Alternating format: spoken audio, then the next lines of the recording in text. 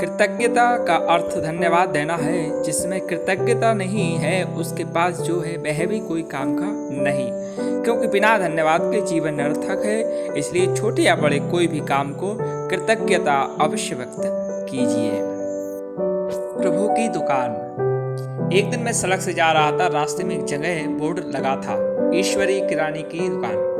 मेरी जिज्ञासा बढ़ गई, क्यों ना इस दुकान पर जाकर देखा इसमें क्या बिकता है।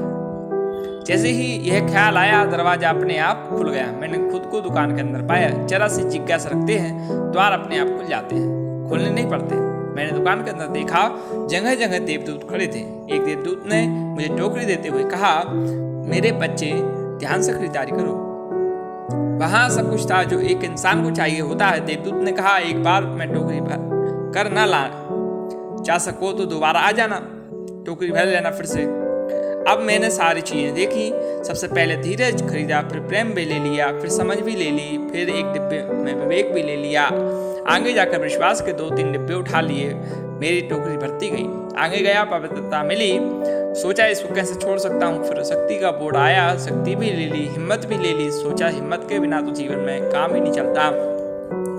आगे सहनशीलता ले ली, फिर मुक्ति का डिब्बा भी ले लिया। मैंने वह सब चीज़ें खरीद ली जो मेरे मालिक को पसंद है। फिर जिज्ञासु की नज़र प्रार्थना पर पड़ी। मैंने उसका भी एक डिब्बा उठा लिया। फिर सब गुण होते हुए भी अगर मुझसे कोई भूल हो जाए तो मैं प्रभु से प्रार्थना कर लूँगा कि मुझे भगवान माफ़ कर देना।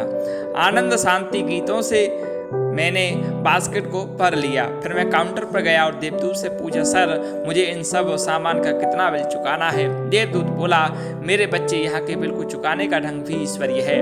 अब तुम जहाँ भी जाना इन चीज़ों को भरपूर बांटना और लुटाना। इन चीज़ों का बिल इसी तरह चुकाया जाता है।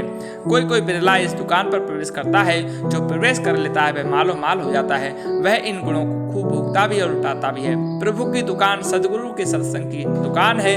सदगुरु की शरण में जाकर उसके वचनों से प्रीत करते हैं तो सब गुणों के खजाने हमको मिल जाते हैं। फिर कभी खाली भी हो जाए, फिर सत्संग में आकर बास्केट भर लेना।